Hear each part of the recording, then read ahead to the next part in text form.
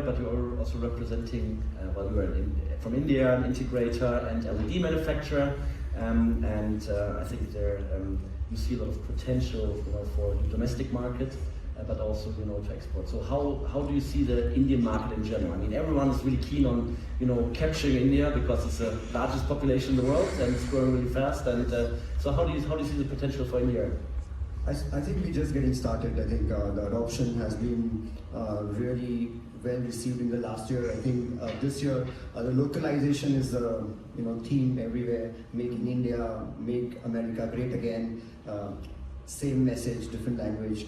But for a 140 crore, which is 1.4 billion people, we're just getting started. There's a huge potential. The banking segment is doing really well. Airports, metros, they are off the roof.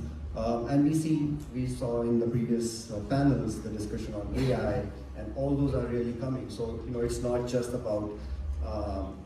In India, you'll always get the number, right? I just did a project for Bank of Baroda, which is the second largest bank. The POC, the proof of concept, was 2,000 endpoints. For POC. Yes, that was a POC, right? So I mean, what's the potential for the whole rollout? What's the potential? They have a tier 1 and tier 2 is 20,000. Wow. Yeah. So I mean, so numbers are there, right? I mean, we're getting started. And Nita becomes a bit jealous, with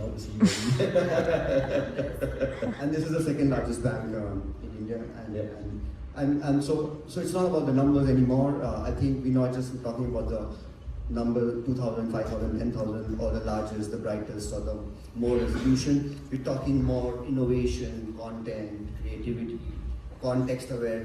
That's what we heard in the previous discussions.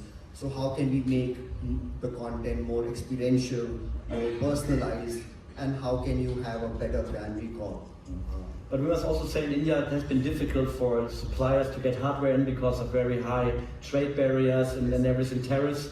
And now it seems like Mr. Trump likes a little bit more. But I just read a few minutes ago that Mr. Modi didn't promise to not buy Russian oil anymore. So maybe tomorrow the whole thing is over again. We live in crazy times, right? I mean, today, Mr. Trump likes us. I don't know how it's going to be tomorrow, but we're on the same boat. I think all sitting here, But I think that opens up some opportunities as well. I mean, how can you leverage this to de-risk your supply chain? Yeah. Because this is the new reality that we live in. So we need to embrace it rather than fight it or complain about it. Yeah. And you just built your own LED factory, and you're not only use it and sell it in India, but also you're looking how to export it to Europe, because there's also a new treaty between India and Europe to make life easier, right? Yeah, so this came as a necessity. Before COVID, we had a little bit of a skirmish with China.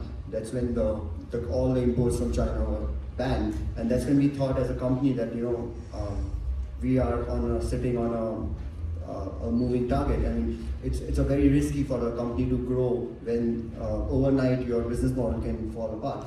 So to de-risk Xtreme Media, we built LEDX, which is the SMT line, completely integrated, automated SMT line, the ones that you have in China, to de-risk Xtreme Media, so that tomorrow if there is a war or tariff, Xtreme Media still has a supplier.